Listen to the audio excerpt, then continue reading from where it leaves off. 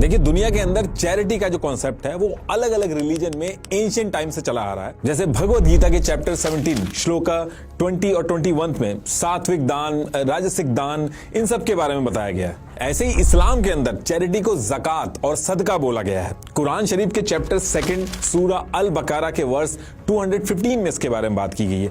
Chapter सूरा अल इमार के verse 134 में इसके बारे में बात की गई। और आप स्क्रीन पे जो आयत देख रहे हैं, इन सब में चैरिटी के बारे में बताया गया। और ये सारी चीजें मैं इसलिए बता रहा हूं क्योंकि इनका लिंक जो है वो कहीं ना कहीं वक्फ का जो सिस्टम है उससे लिंक है। तो इस्लाम के अंदर चैरिटी के साथ साथ एक और चीज है जिसके बारे में बहुत बार बात की गई है, वो है कॉन्टिन्यूअस चैरिटी। इसको इस्लाम में सदकाए जरिया बोला जाता है।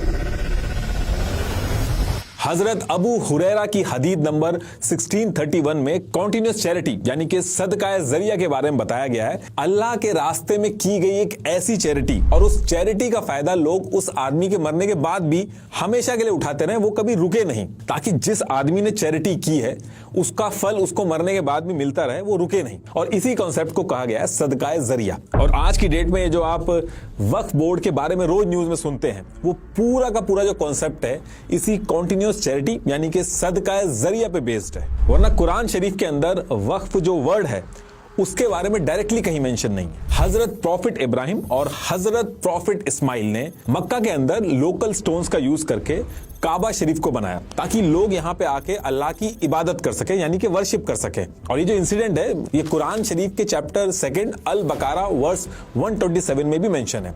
एज इट इज मैं बोल रहा हूँ। तो अब ये जो कंस्ट्रक्शन किया गया था इसके अंदर सदकाए जरिया यानी कि कॉन्टिन्यूअस चैरिटी जो है, इसके दोनों प्रिंसिपल फॉलो हो रहे थे। पहला, इसको अल्लाह की राह में डेडिकेट किया गया, और दूसरा, आज की डेट तक लोग यहाँ पे आके वर्शिप करते हैं। और यही रीजन है कि काबा शरीफ को लोग सदकाए जरिया यानी कि कॉन्टिन्यूअस चैरिटी कंसीडर करते हैं। और काबा शरीफ को ही दुनिया के अंदर लोगों ने पहला वक्फ माना। अब आपका यह क्वेश्चन हो सकता है कि वक्फ जो वर्ड है उसका क्यों यूज किया गया, कुछ और क्यों नहीं बोला गया? तो थोड़ा सा वेट करिएगा, अभी एक एक चीज आपको समझ में आ जाएगी। बाकी कुछ हिस्टोरियन बिरकत हबास जो कि एक तालाब है उसको भी पहला वक्त मानते हैं, लेकिन मोस्टली जगह अगर आप सर्च करोगे तो काबा शरीफ को ही पहला वक्त माना गया है। बाकी ये जो चीजें मैं आपको बता रहा हूँ इसको आप अगर सर्च करोगे तो कई कई जगह पे दो दो पॉइंट ऑफ व्यू मिलेंगे। तो जो सबसे ज्यादा फेमस है वो मैंने उठाए हैं और वही मैं आपको बताऊंगा इसमें। तो अब जब ये पहला इंसिडेंस हुआ कॉन्टिन्यूअस चैरिटी यानी कि सदकाए जरिया का, तो ये बहुत ही एक फेमस एग्जाम्पल बन के आया लोगों के सामने। और इस टाइम तक वक्फ जो वर्ड था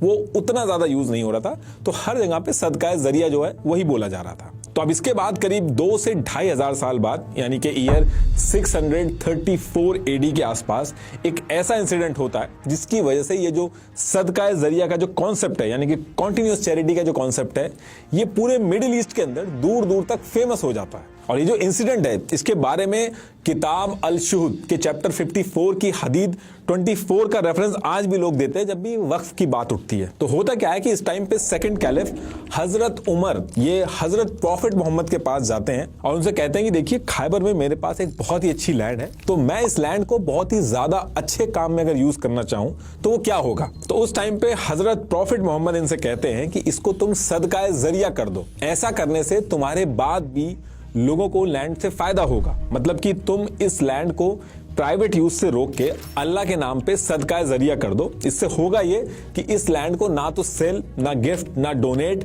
ना ही विरासत में किसी को दिया जा सकेगा, और इस लैंड को सिर्फ पब्लिक वेलफेयर में यूज किया जाएगा। मतलब कि इस लैंड से जो भी प्रॉफिट होगा उसे पुअर, स्लेव्स, गेस्ट, ट्रैवलर्स जो होंगे उनके लिए यूज किया जाएगा। और ये जमीन जो है वो प्राइवेट यूज से हटके अल्लाह की हो जाएगी और तुम्हारे बाद भी कॉन्टिन्यूअस चैरिटी होती रहेगी, जिसका फल जो है वो तुम्हें दुनिया से जाने के बाद भी कॉन्टिन्यूअसली मिलता रहेगा। तो वक्फ प्रॉपर्टी का जो पूरा कोर है वो इसी कॉन्सेप्ट पे डिजाइंड है। अब ये जो इंसिडेंट था इसके बारे में दूर दूर तक बातें हुई। लोग एक नॉर्मल चैरिटी से ज्यादा इंटरेस्टेड थे कि कॉन्टिन्यूअस चैरिटी करें ताकि एक बार बेनिफिट मिलने की बजाय कॉन्टिन्यूअस बेनिफिट मिलता रहे। तो पूरे मिडिल ईस्ट के अंदर ये जो सदकाए जरिया है ये एक ट्रेडिशन बन गया। इस रीजन में अरब्स रहते थे जो अरबी बोलते थे, तो अरबी में एक वर्ड है वकूफा, जिसे अवक्फ भी बोलते हैं या फिर वक्फ भी बोलते हैं। इसका मतलब होता है कि किसी चीज को रोक देना, होल्ड करना या टाई अप कर देना। तो इस टाइम पे जब पूरे रीजन में लोग सदकाए जरिया कर रहे थे यानी कि प्रॉपर्टीज को प्राइवेट यूज से रोक के अल्लाह के नाम कर रहे थे, तो नॉर्मल बातचीत में कुछ लोग ये भी कहते थे कि इस लैंड को वक्फ कर दिया गया है। शाही अल बुखारी की हदीस 2737 में आपको लिखा हुआ मिलेगा,